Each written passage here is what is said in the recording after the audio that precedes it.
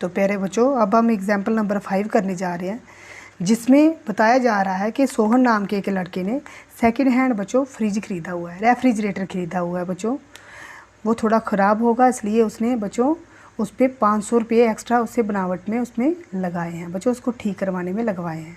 अगर वो उसको 3,300 रुपये में बेच देता है तो बताओ उसको लॉस हुआ कि प्रॉफिट हुआ।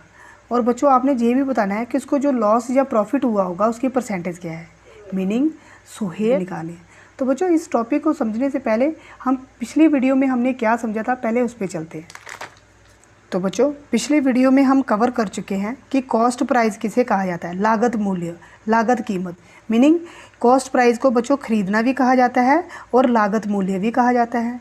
बच्चों अगर आपने किसी चीज़ को ख़रीद के उसके ऊपर कोई कीमत लगाई हुई है उसको ठीक करने में, रिपेयर करने के लिए, इसी कारण से हम कॉस्ट प्राइस कहते हैं। अगर आपने किसी चीज़ को ख़रीदा है उसे भी हम बच्चों कॉस्ट प्राइस कहेंगे।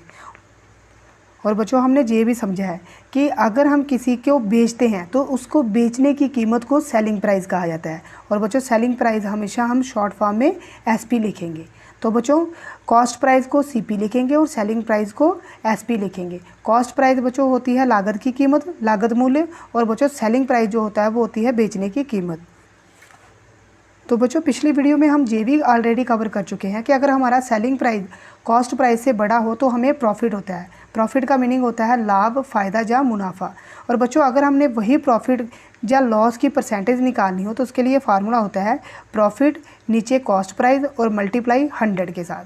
प्यारे बच्चों ये हमने पिछली वीडियो में profit, loss, selling price, cost price क्या होता है बच्चों बड़ी अच्छी तरीके से हमने कवर कर लिया है। आप प्लीज़ उस वीडियो को ज़रूर देखिएगा। तो बच्चों चलो हम इस एग्जाम्पल के सोल्यूशन को शुरू करते हैं।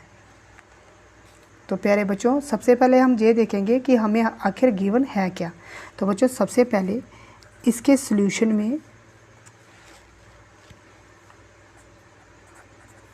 हमें जो गिवन है बच्चों वो है सीपी, मीनिंग उसने रेफ्रिजरेटर बच्चों ख़रीदा कितने का। तो बच्चों कितने का ख़रीदा उसने ख़रीदा 2,500 रुपये का। तो बच्चों उसके ऊपर उसने लागत कितनी लगाई, उसकी रिपेयर की कीमत कितनी दी बच्चों, अगर वो ख़राब था 500 रुपया।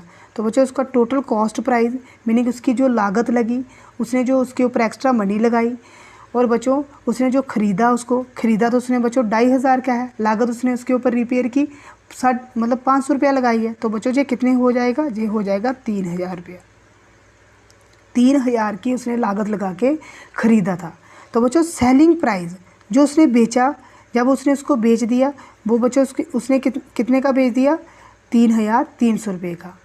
तो बच्चों अब हम देख रहे हैं जहाँ पे कि उसने जब सेलिंग प्राइस हमारा बड़ा हो कॉस्ट प्राइस से तो इसी को ही बच्चों प्रॉफिट कहा जाता है।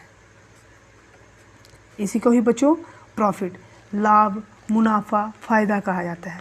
तो बच्चों प्रॉफिट का फार्मूला हमारे पास हमने पिछली वीडियो में कवर कर लिया है, वो जो होता है selling price minus cost price. तो बच्चों सेलिंग प्राइस हमारा कितना है, सेलिंग प्राइस बच्चों हमारा है 3,300 रुपया, और कॉस्ट प्राइस कितना है बच्चों, कॉस्ट प्राइस हमारा है 3,000 रुपया। तो बच्चों हमें जो प्रॉफिट हुआ वो कितना हुआ, 300 रुपया।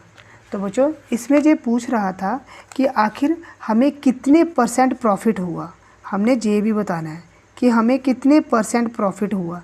तो बच्चों प्रॉफिट परसेंटेज का फार्मूला होता है प्रॉफिट नीचे बच्चों आता है कॉस्ट प्राइस और मल्टीप्लाई 100% के साथ। तो बच्चों हमें प्रॉफिट हुआ कितना, हमें प्रॉफिट हुआ 300 रुपया। कॉस्ट प्राइस कुल लागत उसने कितनी लगाई थी बच्चों, मतलब कुल लागत उसने जो ख़रीदा था बच्चों वो कितने का ख़रीदा था बच्चों, वो ख़रीदा था 3,000 रुपये का। तो बच्चों हम जहाँ पे लिखेंगे 3,000 और मल्टीप्लाई बच्चों हम इसे कर देंगे 100% के साथ। तो बच्चों देखो 2 ज़ीरो हमने जहाँ से काट दिए, 1 ज़ीरो हम जहाँ से काट देंगे। तो बच्चों ये हमारा बच रहा है, ऊपर बच्चों 30 है और नीचे हमारे पास 3 बच रहा है।